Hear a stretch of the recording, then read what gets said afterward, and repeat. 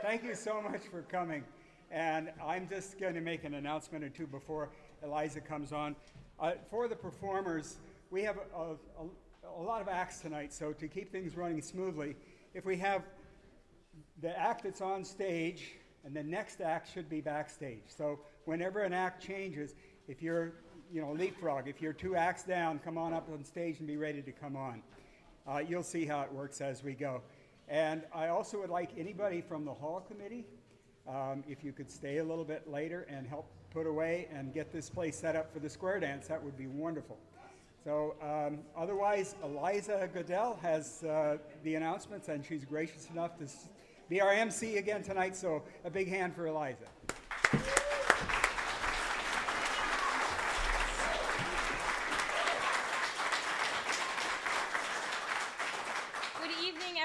And welcome to the 24th West Newbury Variety Show. As Tom said, my name is Eliza Goodell, and I am a born and raised West Newbury resident, and I will be your MC for tonight. So, a couple logistics before we get started. As always, the show is by donation, so thank you for your contributions. The money goes to the health and maintenance of this beloved community hall. There's a bathroom downstairs. It's best to go out the front door and around to the first lower door, but you can also access it by this door here. Exits are out this main door and down here, and there will be a short intermission with refreshments. Also by donation, we're serving rhubarb punch using Mitzi Queen's famous recipe, and lots of other goodies. So, we'd like to start the show tonight with David Pruitt. Reverend Pruitt has just taken over the role of interim pastor for the West Newbury Church. As part of his welcome to West Newbury, we've managed to get him in our show, not for an opening prayer, but Dave is notorious for starting every church service with a good joke. Well told. You don't want to be late or you'll miss the laughs. This evening, Dave has 2 stories about pigs to get us started. Please welcome Reverend Pruitt.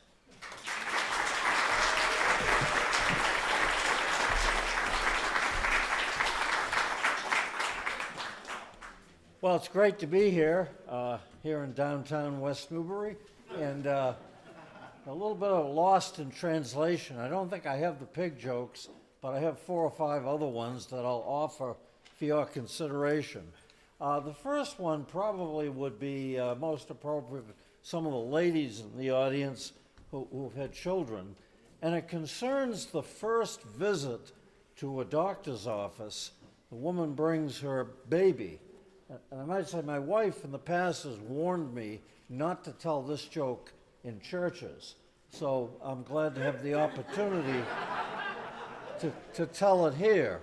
So the woman brings the baby in, and the doctor takes the young baby, and he looks at it, and he seems a bit concerned. And he says to the woman, he said, "Tell me, was this baby breastfed or bottle fed?" The woman said, "Breastfed." "Oh," he said. "Well, if you don't mind," he said, "take your blouse and your bra off and turn around." So she does as he asks. He reaches behind and he feels all around her breasts. He massages them. He presses on her nipples. And he appears to be a little upset. So he gets through. He said, "You can get dressed now." He said, "Listen, no wonder this baby seems undernourished. You don't have any milk." And she says, "I know. I'm the grandmother, but I'm so...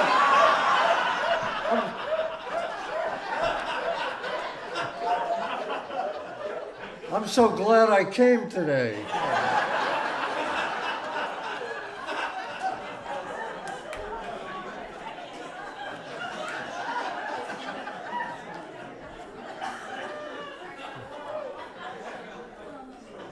Not one to always listen to my wife, which I should. I was doing the service in Newbury one Sunday, and she wasn't there. So I took a chance with that. And it went over seemingly very well, but a couple of weeks later, one of the older women did complain, and I don't think I can blame her.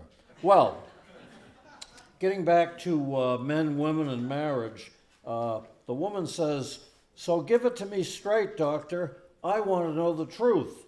The doctor says, "Very well. Your husband is in terrible shape, and if you want him to live, you're going to have to make sure he's well fed and comfortable and happy at all times. And you're going to have to make love to him 3 times a day.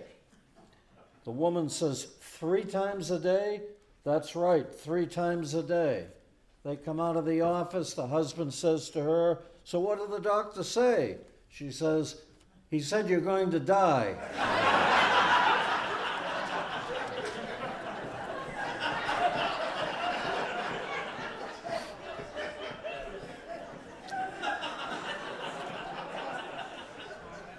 Well, moving far afield, this is about a sailor and a pirate. Might not be appropriate here. The ocean, I believe, is some distance away, but nevertheless, the sailor met a pirate in a bar, and the sailor couldn't help but notice that the pirate was pretty bad the worse for wear. He had a peg leg, he had a hook, and he had an eye patch. So the sailor asked the pirate how he got the peg leg.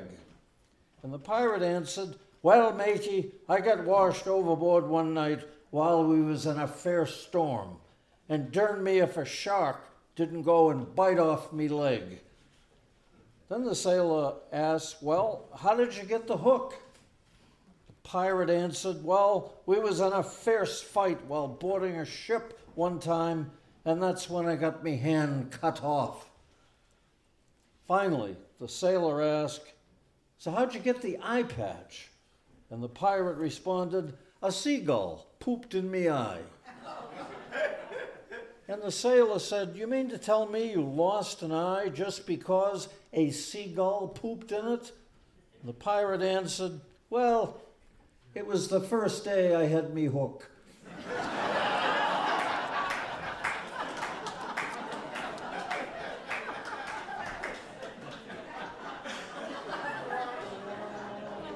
We're getting toward the end. If you don't mind an Irish joke, anyone Irish here in the group? Not too many. I'm from the Boston area and I wouldn't get a reaction like that. Well, anyway. Excuse me, Kate, may I come in? I've got something to tell you. Of course you can come in, you're always welcome. But where's me husband? Well, that's what I'm here to be telling you, Kate. There was an accident down at the Guinness Brewery. Oh, Lord, no, cries Kate. Please don't tell me. I must, Kate, I must. Your husband, Patrick, is dead and gone. I'm so sorry. Finally, she looked up. How did it happen? It was terrible, Kate. He fell into a vat of Guinness stout and drowned.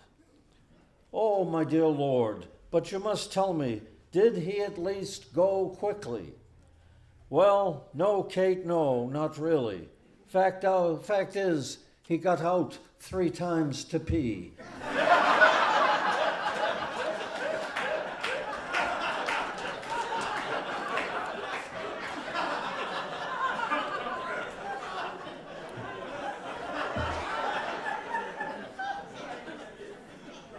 Two more.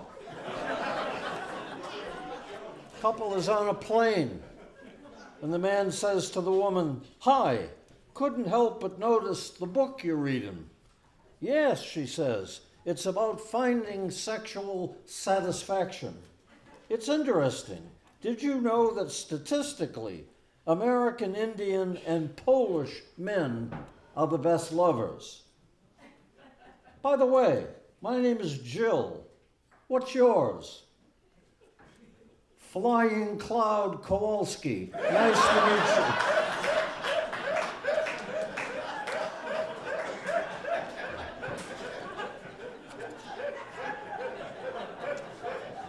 Well, you're a wonderful audience, and one more. Now, you got to listen carefully. This can get a little complicated, but it's worth it. A young woman saw a funeral procession going by.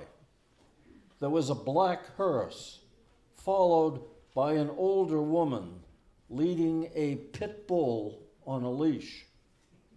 And after that was another hearse. And behind that other hearse was a line of 200 women walking single file. The young woman walked up to the older woman and said, "I'm sorry to intrude on your moment of grief, but I can't help asking, whose funeral is this?" The woman said, "Well, my husband is in that hearse up there. The pit bull I've got with me killed him when it discovered him with his girlfriend. She's in that hearse back there." The young woman said, "Can I borrow that dog?" The older woman replied, "Get in line."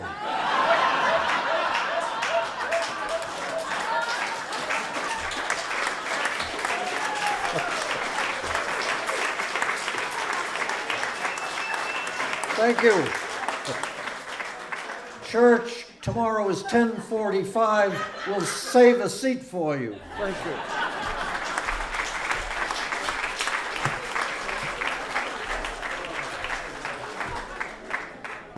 Thanks, Dave. The Gallants are a musical family, and we've enjoyed their performances throughout the years. Tonight, for the first time on this stage, Ramona and Al will sing together. They invite you to sing along with their melody of patriotic songs. Please help welcome the Gallants.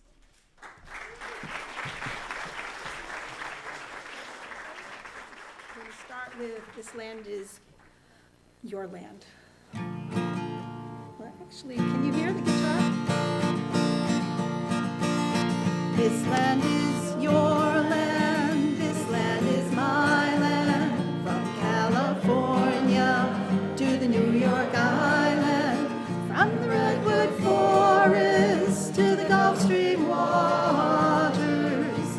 This land was made for you and me.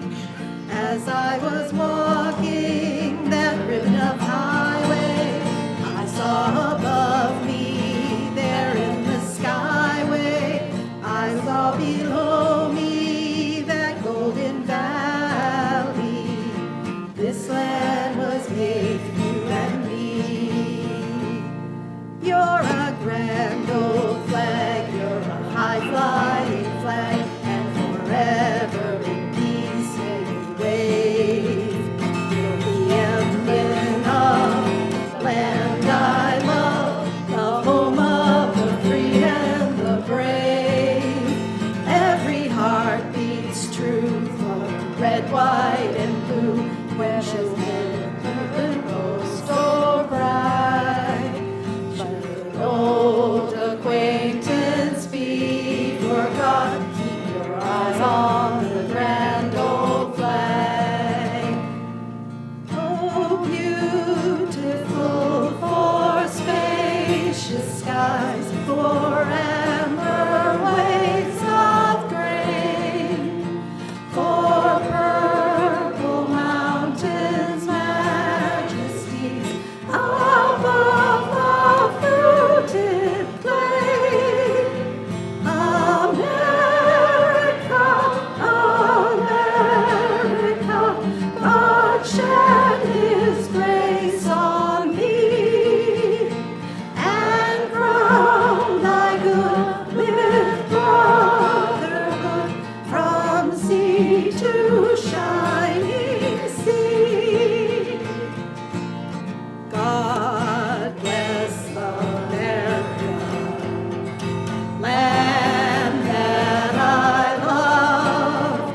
Stand beside her and guide her through the night with a light from above, from the mountains to the prairies, to the oceans white with foam. God bless America, my home, sweet home. My country, 'tis of thee, sweet land of liberty, of thee I sing. Land where my fathers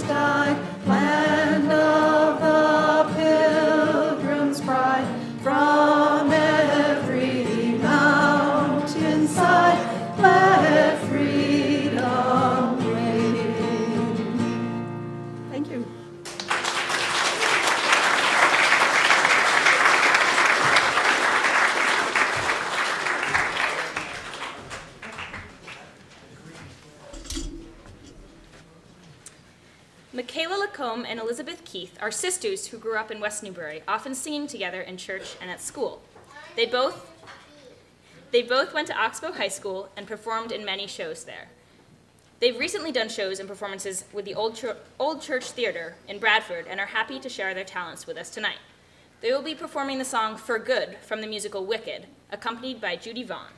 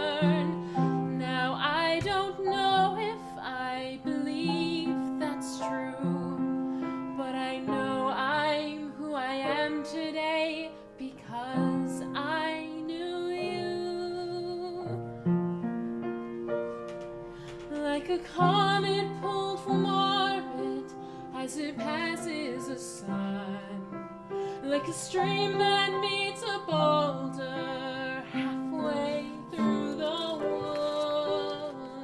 Who can say I've been changed for the better? But because I knew you, I have been changed for good.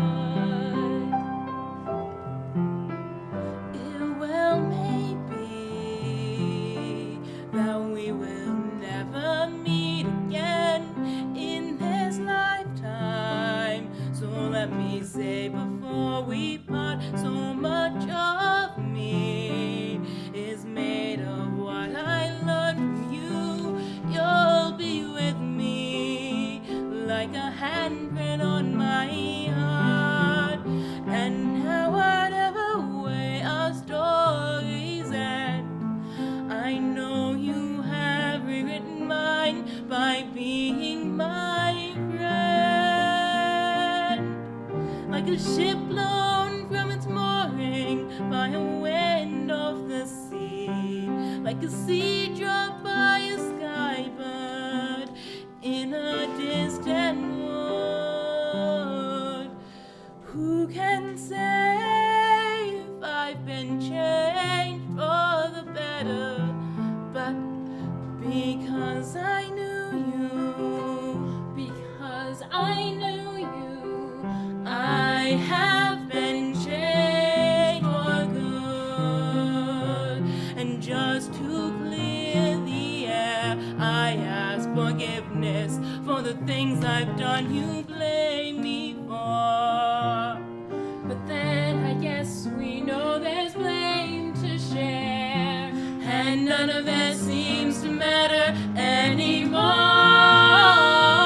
Like a comet pulled from as it passes the By a sun, wind off the like a sea, stream that meets like a a sea boulder drop by a halfway bird through the wood. Who can say if I've been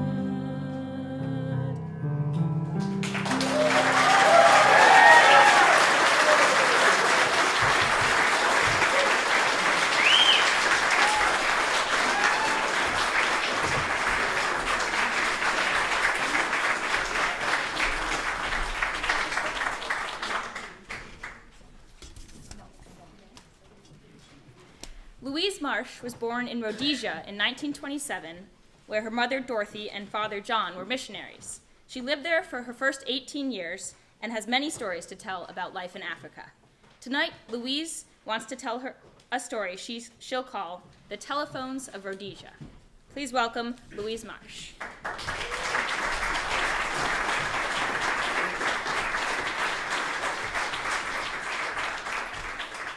Well, I guess everybody in West Newbury, by the time that we came and my dad came to be pastor in West Newbury, knows about the crank, as you remember, crank friendly party telephone. You crank one this way and one that way. And eventually, if you make a one long, somebody was going to answer the telephone. Well, anyway, I was alone at home, and my parents had gone way off to an African school. And goodness knows, I didn't know, even with the African girls around the place, whether a lion or somebody like that would come up and molest the door. Well, they stayed away for a couple of days, Friday and Saturday and Sunday. Well, you never know what's going to happen with a telephone. So, but we had the craziest. I say she was kind of crazy because, good land sake, she was huge, about like that. But she walked the floor in the house that she was staying in with our parents, and she'd take a dictionary and she'd put over her head. You'd think that would make her lose the weight, but she still stayed the same. So I was right down by the stairs, about ready to go upstairs, and it was late in the afternoon. And I heard bring, bring, bring. Oh, darn, it's that stupid telephone. Oh, it must be from that crazy postmistress. Well, now what? Well, she gave a call that had come in to her in that afternoon from an African teacher. Well, she said, I want you to tell your father when he gets home that the new teacher that was installed in the school didn't want the new teacher died. What? I was thinking, new teacher died? And the African teacher said to tell Fundisi, and that African name means a special person. So my father was called Fundisi. So tell him that we need to have another teacher. So on Sunday afternoon, my father came, and so on Monday morning, when he knew that the postmistress was there, he said, okay, what's this telephone call? So I told him about the teacher, and some of our African teachers and students have employment on a tea estate, and which helps them out besides taking some schooling. And so Dad found out from the African teacher. He called the African teacher and says, what's this, that the teacher's died? So come to find out, what Dad had found out was that the teacher didn't like the school and didn't want to teach in that particular school. So you see, that was an excuse to say that the teacher was dead. You want to sit down? Or Yeah. was that me? That's the end.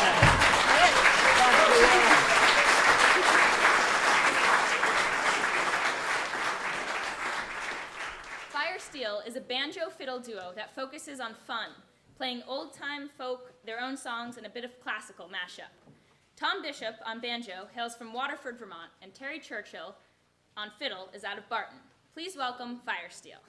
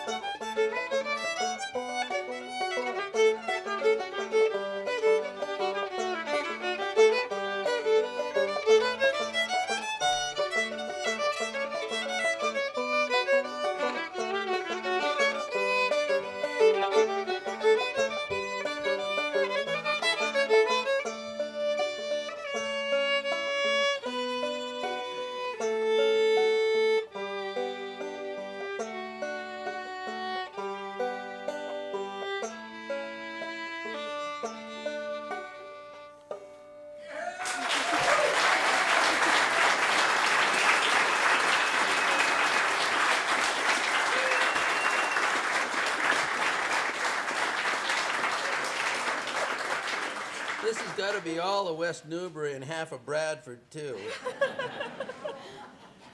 So for our next number, we call it the classical duel. And one day, we were sort of like sitting on the couch, kind of noodling around, and that's all I'm going to say. There's going to be a couple of classical riffs, if you will, and try to figure out what they are and how many of them there are.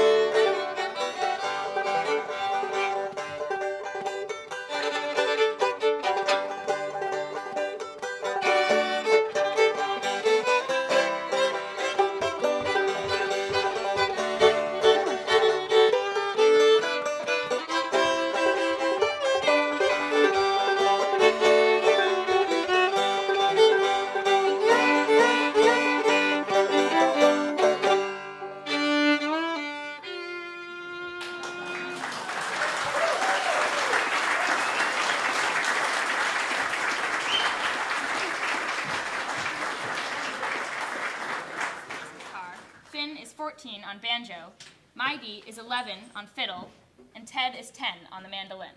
And they love to play bluegrass music. They have been playing together for the past year. The songs you will hear tonight are Bury Me Beneath the Willow, Pig's Foot, and Will the Circle Be Unbroken.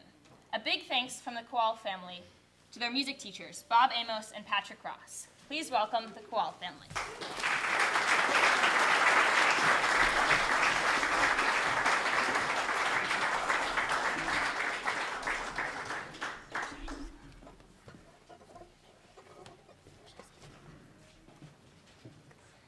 Hello guys, we're the Kowal family.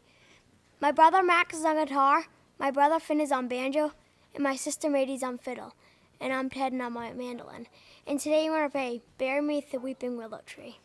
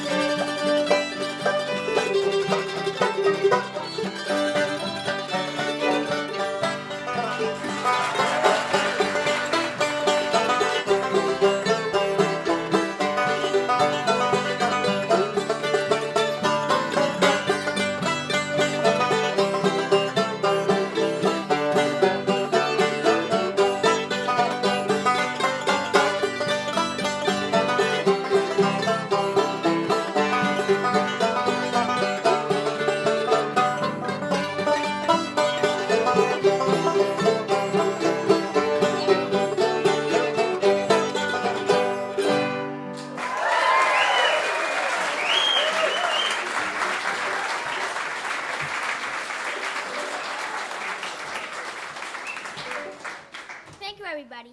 This next song we're going to be playing is called Pig's Foot.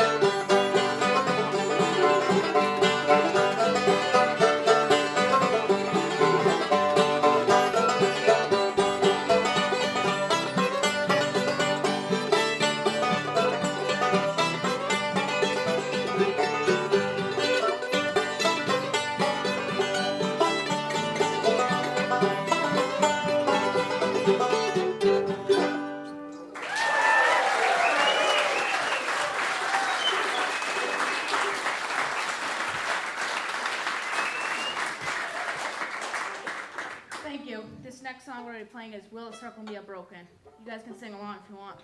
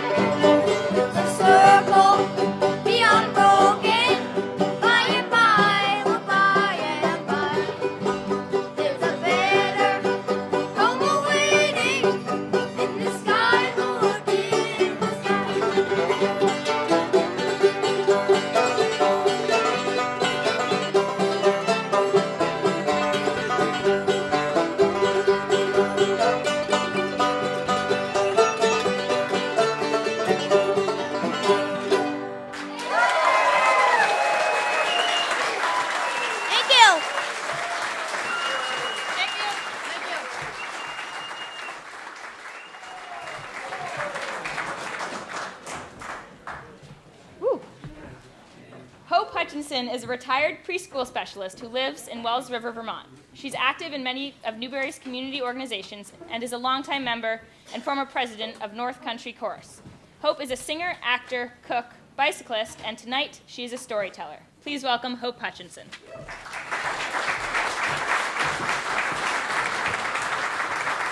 Can we get rid of a lot of this stuff?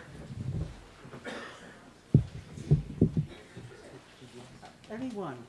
This one is good. Okay. That's a good one. You want to sit or stand? Yeah, I'll stand. I Okay, gotta- there you go. Need a music stand? Nope.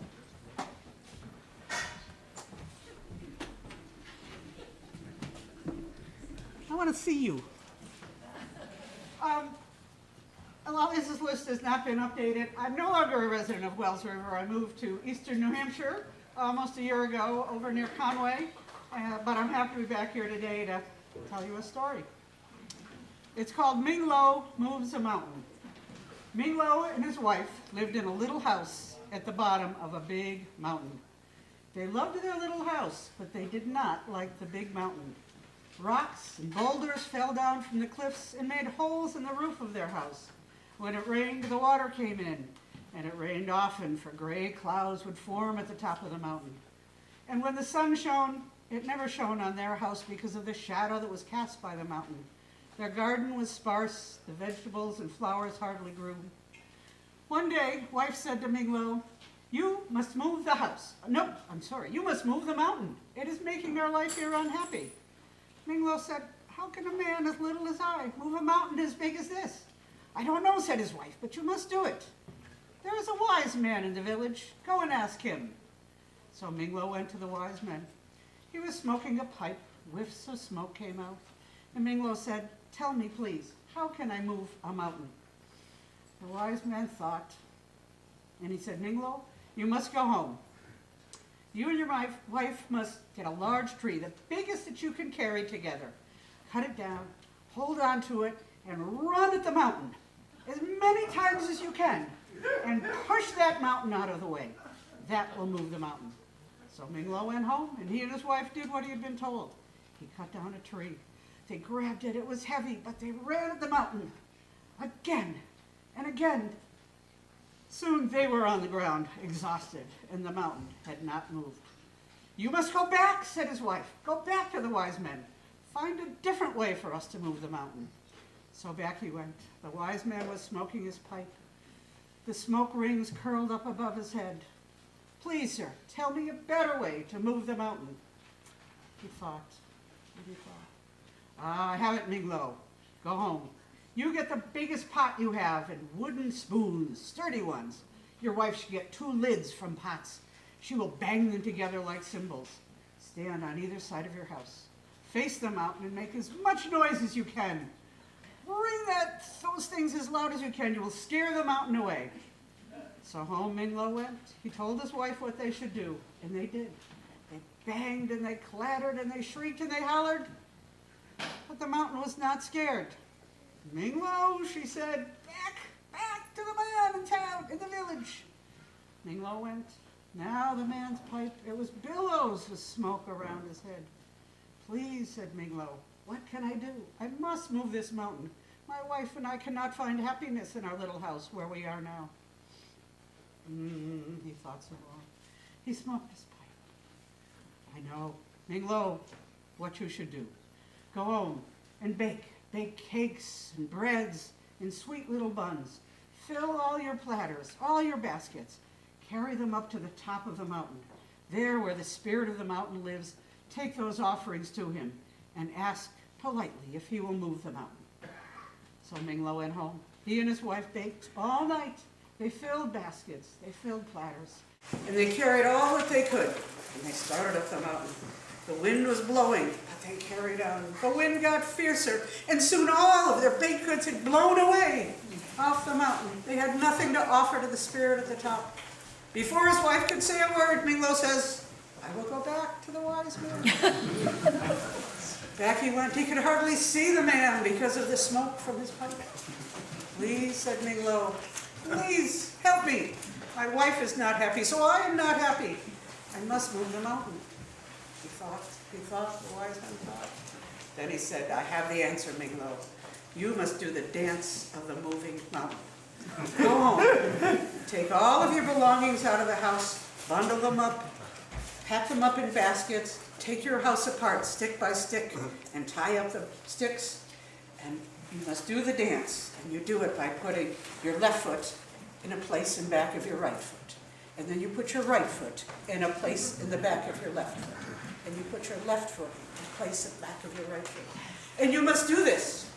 And you must close your eyes, and you must do it for hours. Don't peek or it won't work. Minglo went home and told his wife. So they packed up the house, baskets and bundles on their back, on their shoulders, and their arms balanced on their head. Now, said Minglo, we must do the dance.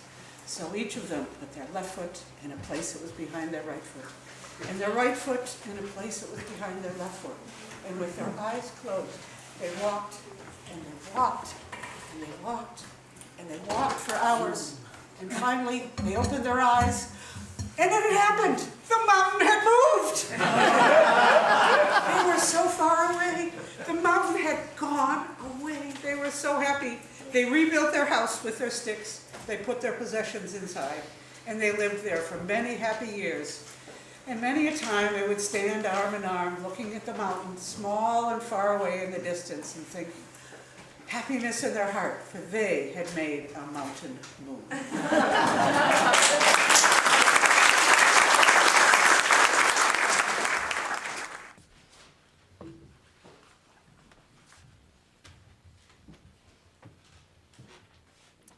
Richard Waterhouse is an acting teacher, director, and audiobook narrator, an adjunct faculty member at Brown University.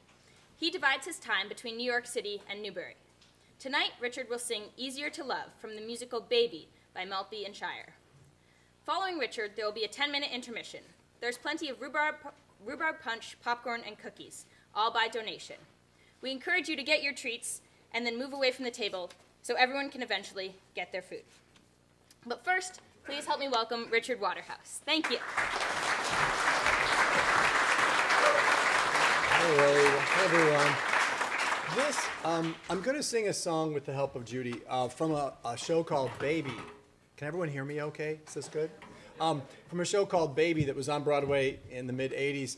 And it's about 3 couples with their challenges of having a baby. And one of the couples is, let's just say a couple that thought they were about to be empty nesters and then realized that through a little accident they're not going to be empty nesters. And so I'm going to sing a song that the husband in that couple sings.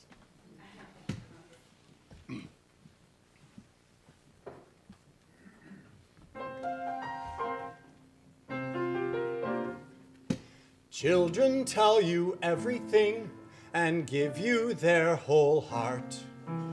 Your wife tells you everything and blows your day apart. Maybe that's the reason why a child is from the start easier to love, so much easier to love. Children ask you questions and they don't know if the answer's true. Your wife asks you questions she already knows the answers to.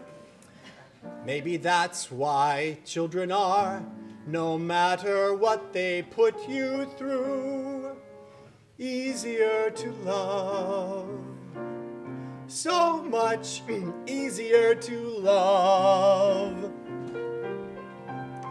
Anything a child needs, a kiss can make all right. Your wife needs your life.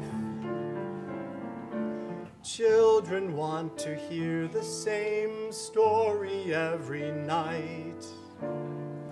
Try that on your wife. Children open up wide eyes and see you as a star. Your wife opens up wide eyes and sees you as you are. That's why from the day they got here, my kids were by far easier to love, so much easier to love, so much easier, easier to love.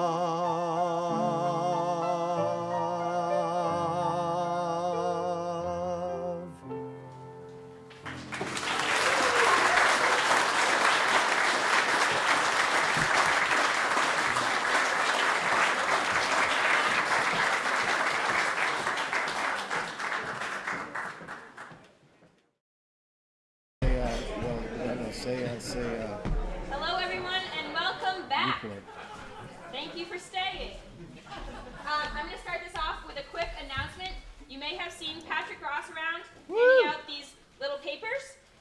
They are for Camping and Music, which is being held June 28th through 30th down at the Lawrence's farm in Newbury. And these are 15% off coupons for everyone here tonight. So, if you can track down Patrick, grab a coupon for this year's Camping and Music. There are a slew of wonderful musicians coming, including Lulu Wiles, Hunter Pay, myself. So see Patrick if you are interested in that.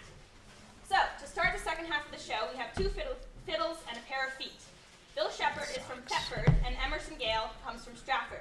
You may know Bill from the popular Birding with Bill event hosted by the Newbury Conservation Commission every spring. Their music is rooted in the French-Canadian traditions. The fiddle keeps the melody, while the feet keep the rhythm for dancing. The duo is steeped in the Quebecois tradition. Put on your tapping shoes for the band's Un, Deux, Trois. Yeah.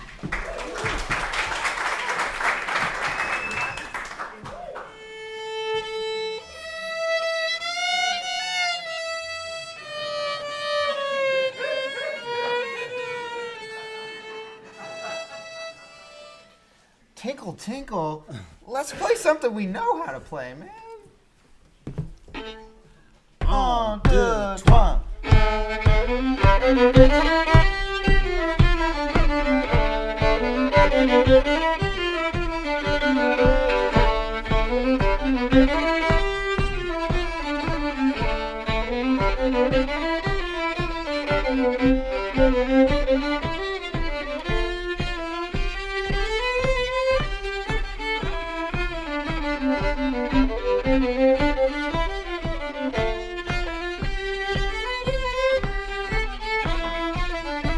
Thank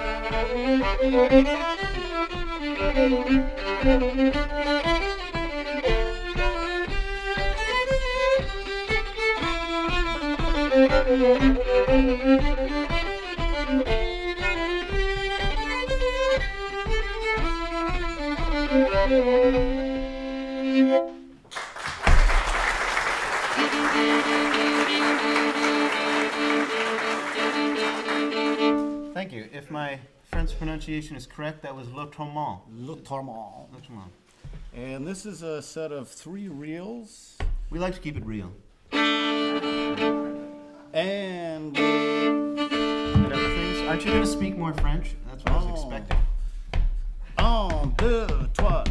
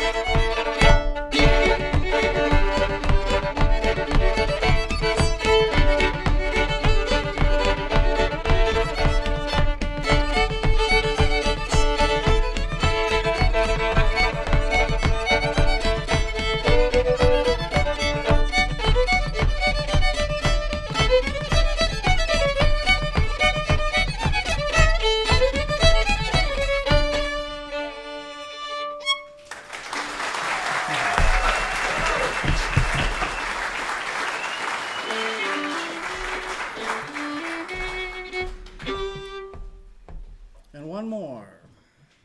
Why not? Hey. Being a wonderful audience. Thank you. Pleasure to play here. Come on, give us some more French, man. Merci beaucoup. Merci beaucoup. See, my second language is obviously not French. We'll work on it.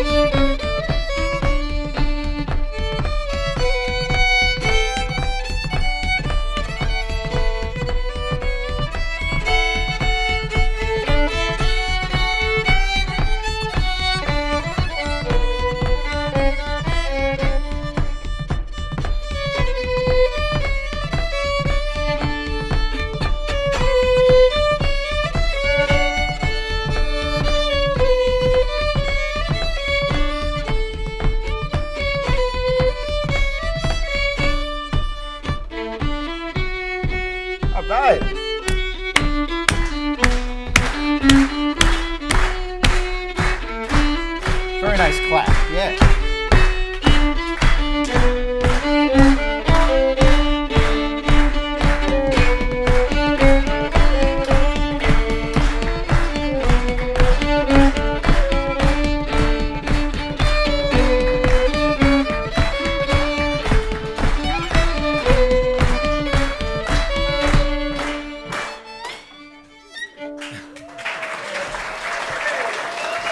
Merci beaucoup!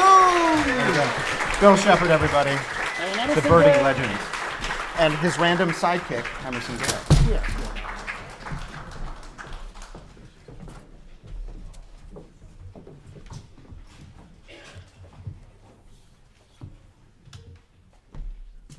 Bob Benjamin has barely missed a variety show since it started. He was a mechanic before retiring. His father played in a band called the Rhythmiers, and Bob followed his example. He picked up the guitar at age 11 and became a musician. Please join me in welcoming longtime variety show performer Bob Benjamin.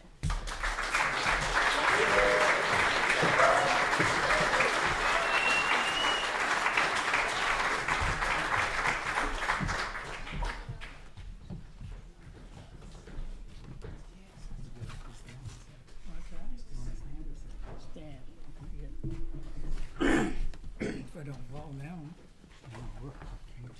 Catch her. Okay. Can you get the black? Just move it over a little bit. So play the guitar? Yep.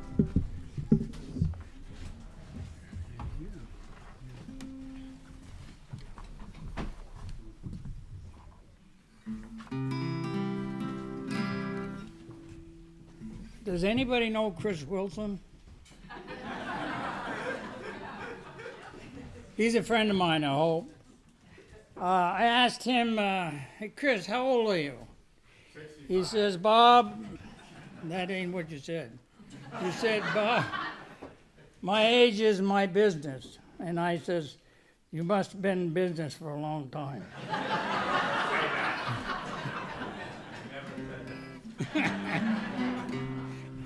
You still my friend?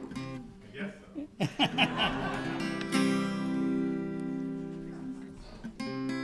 This song that I'm going to do is called The Lighthouse.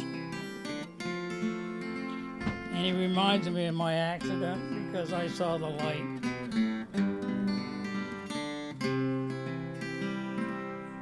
There's a lighthouse on the hillside that overlooks the sea.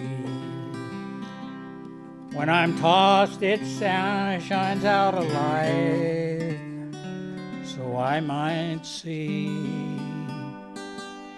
and the light that shines in darkness now will safely lead me home.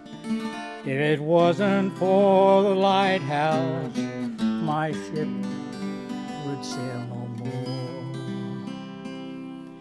Thank God for the lighthouse, I owe my life to him. Jesus is the lighthouse, and from the rock of sin, he shines a light around me that I might clearly see. If it wasn't for the lighthouse, tell me where would the ship be? Everybody that lives around me says tear that old lighthouse down. The big ships don't sail this way anymore. No use in standing round. Then my mind goes back to that dark stormy night, when just in time I saw the light. It was the light from that old lighthouse that stands upon the hill. I thank God for the lighthouse that overlooks me. Jesus is the lighthouse, and from the rocks of sin, if it wasn't for the lighthouse that might have seen her, if it wasn't for the lighthouse, this ship would sail no more.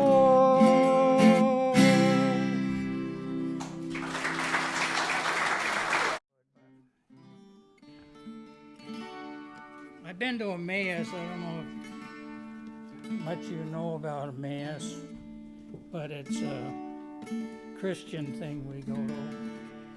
And when you come back, you're so full of Christ's love. It's unbearable. But I got a lot of words, and I wrote this song. I think it was back in '94. Take my hand, come walk with me. There's someone you should know. He's been my friend for many years. I met him long ago.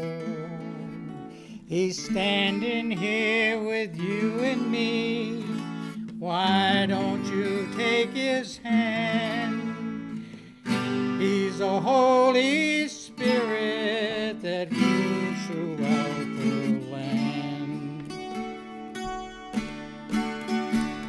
Have you met Christ the Savior? He was born on Christmas Day. He came to us from that holy land, many miles away. He was crucified to save us from all our sin. Have you met Christ the Savior? Won't you let him in? Well, I shook hands with Christ that day many years ago, and ever since that time I've always loved him so.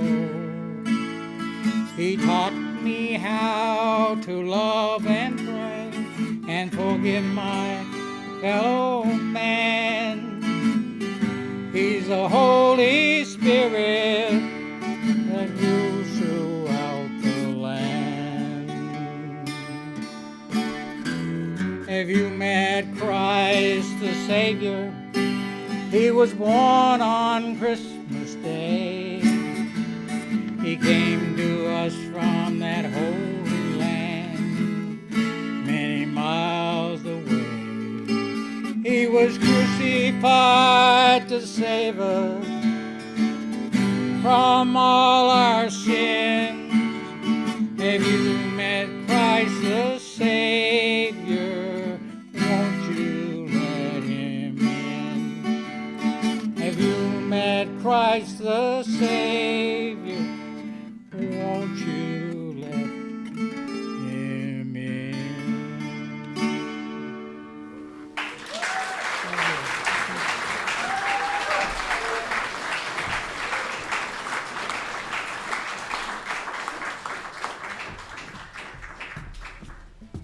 Thanks, Bob. Sue Cole has been playing the flute since she was 10 and has been playing for churches, fundraisers, and contra dances in this area for the past 19 years. She often plays across the street at her own congregational church. There's been a program change tonight for Sue. Tonight she'll play Sunrise, Sunset instead of Dream a Little Dream, and she'll play Over the Rainbow. Please welcome Sue Cole.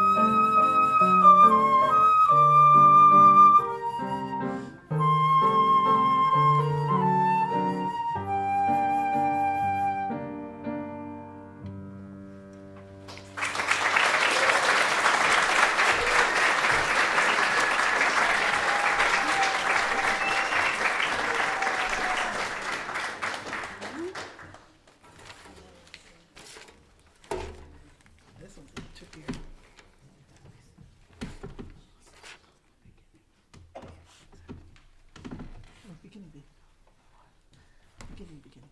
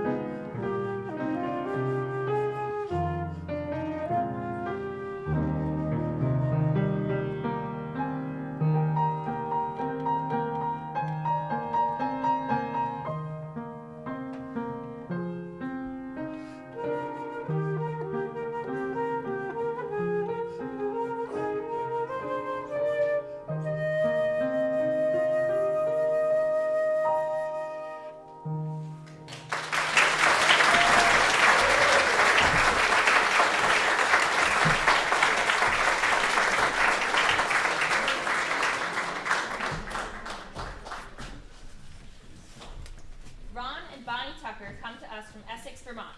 Tonight, they're teaming up with two other musicians, Nadeau from Bradford and Donna Weston from Middlesex.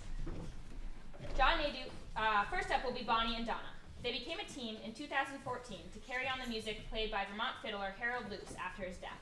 Harold was a regular caller for the square dances here, and Donna is his daughter. Bonnie and Donna played for the Ed Larkin Conch dances, the West Newbury square dances, and at the senior centers and variety shows like ours. Please welcome Donna and Bonnie.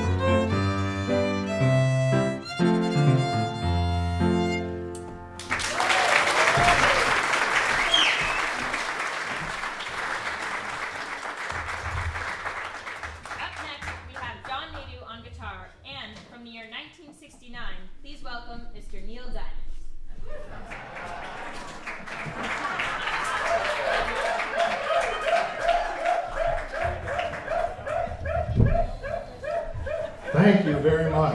A nice welcome here at West Newbury. I'm opening, this is a tour to promote my record that's just come out.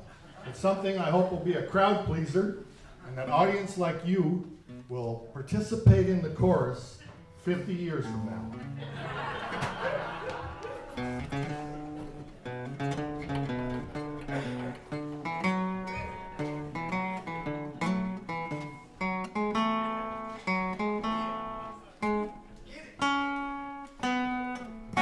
Where it began,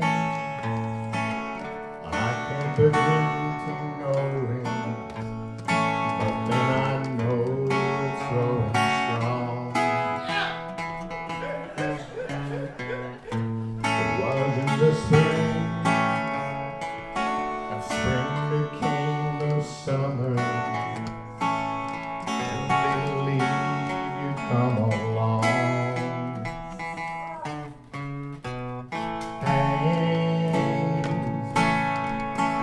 Touching hands, reaching out, touching me, touching you. Sweet Caroline, good times never felt so good. I've been inclined to believe they never would, but now I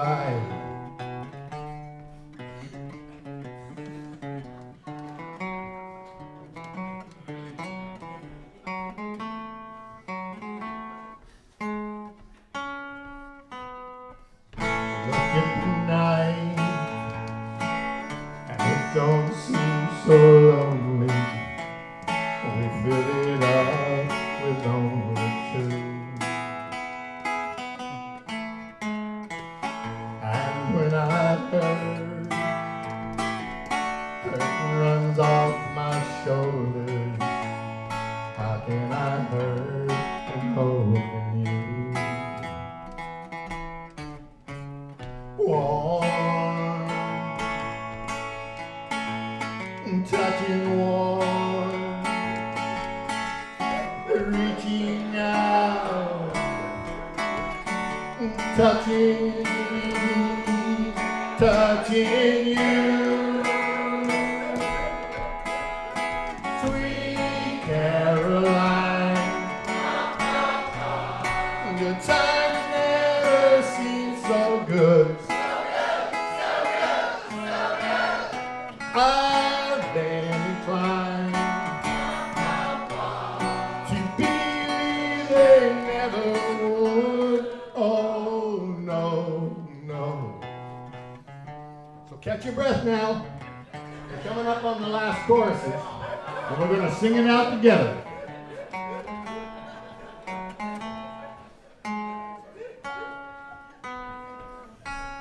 Sweet Caroline, good times never seem so good. I've been inclined to believe they never would. One more time, sweet Caroline, good times never seem so good. I've been inclined to believe they never would. Sweet Caroline.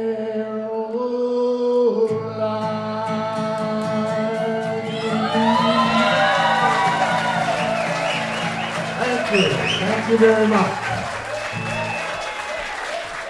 Now, Misty wanted me to let you know there's a square dance next Saturday night, 7:30, right here in this hall. Thank you, John.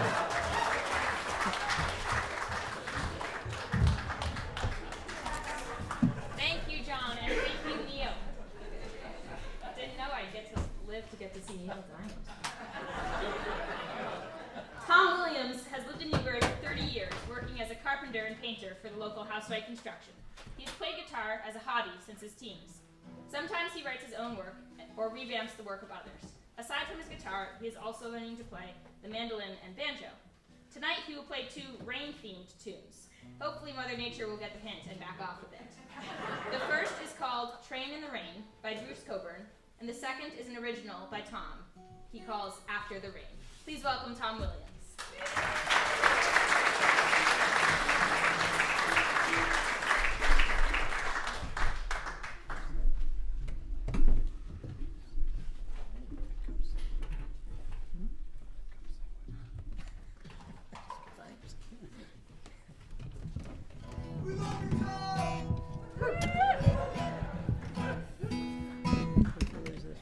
Feedback too much.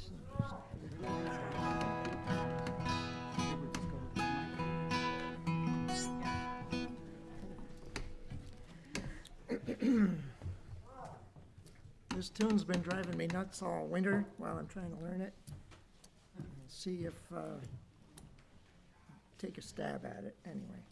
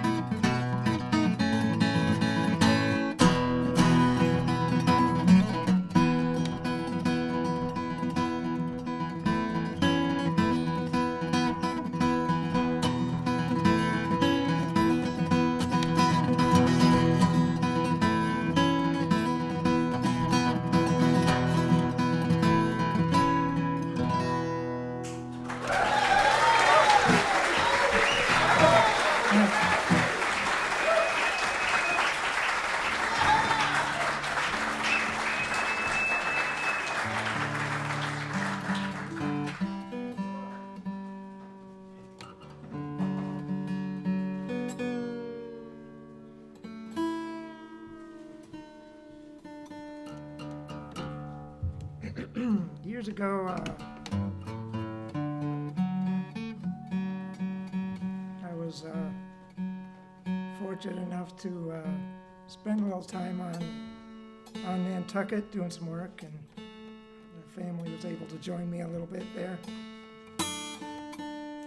It's very foggy and rainy there, and half the time, and the rest of the time it's just really glorious, really amazing.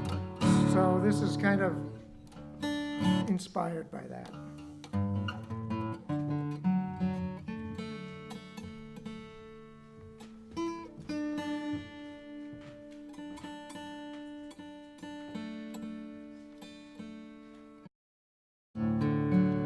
Sorry about the tuning, endless tuning.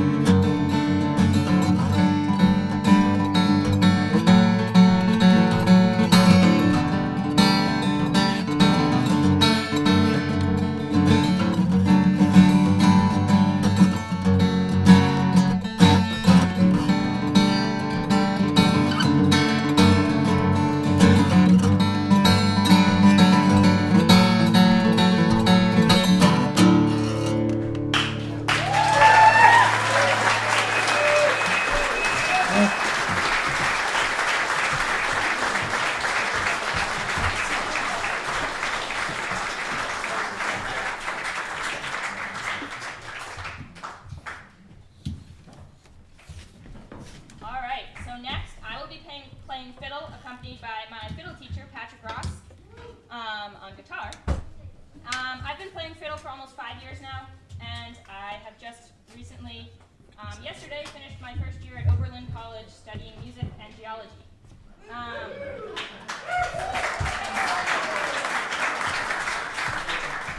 that rock music?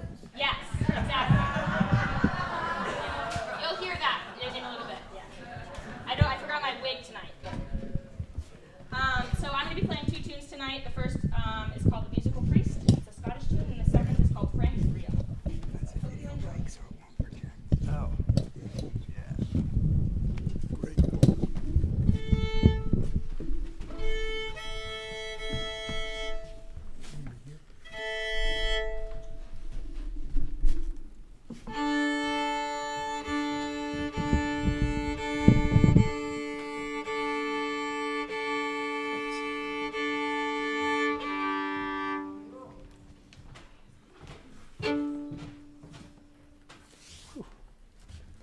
All sorts of goodies up here. The first tune is a 3-part. Which one is it? The first one. What's the title? 3-part. The Musical Priest. Yeah, cool. Yeah.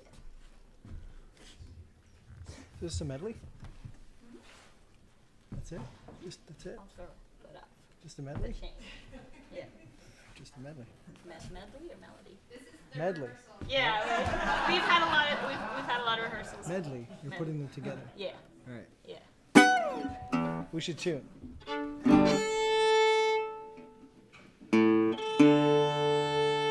you tune with your tuner?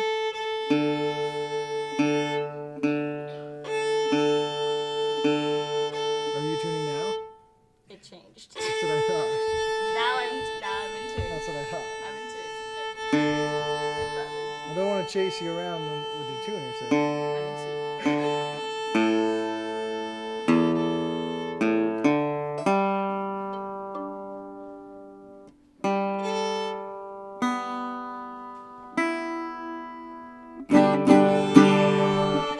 That's not in tune. So while Eliza tunes, I just want to talk about instruments for a second. You probably noticed the Kowal family who was playing up here in the first half. You couldn't miss them. I have 70 students that I teach. I don't even call them students. I call them people that I work with. And a lot of those students, they're just trying an instrument. They don't know if it's really what they want to do. But there are other students that I work with who it's really clear that that's what they really, really want to do. And they spend 1, 2, sometimes 3 hours a day practicing. And the music festival that Cindy and I are putting on in June 28th, 29th, and 30th, the proceeds are going to help those musicians, not just the ones that I work with, but all those musicians that we can find who are looking to take that next step with their instruments and with their studies, right? It's pretty easy to get into playing an instrument. For a couple $100, you can get a beginner instrument and figure out if it's going to be something that you want to pursue. But to get to that next level, as Eliza can tell you, that instrument that she is invested in costs thousands and thousands of dollars, right? And so it's really, the proceeds from this festival is to help those people who want to pursue music, maybe not professionally, maybe not in college, but they want to take it to the next level because it's something inside of them that really wants to learn and grow. So that's all I wanted to say about the festival. It's a party, it's 3 days, but it's more than that. So do consider checking it out. If you want more information about it, you can come find Cindy or I, or just go to patrickrossmusic.com.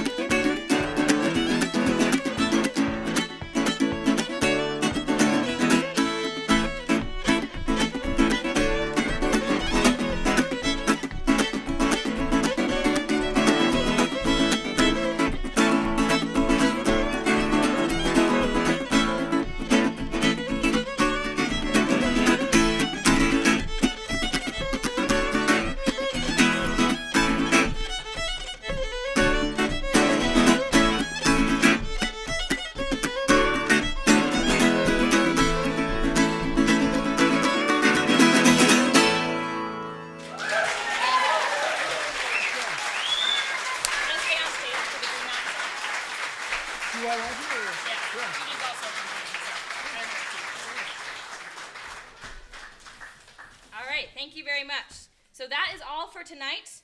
A special round of applause for Judy Vaughn, who is our accompanist tonight, and for every May variety show. So I'd actually like to invite Judy up here one more time, and we'd like to end tonight by singing These Green Mountains, the Vermont State song. The lyrics are on the back of your program, and thank you for coming, and we'll see you all at the West Newbury Summer Festival in August. Don't miss it.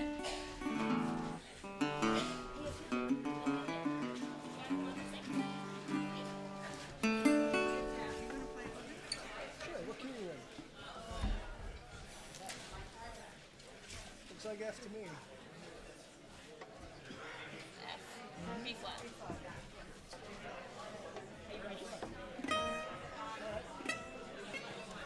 Want me to play it through once? Yes. Play through once.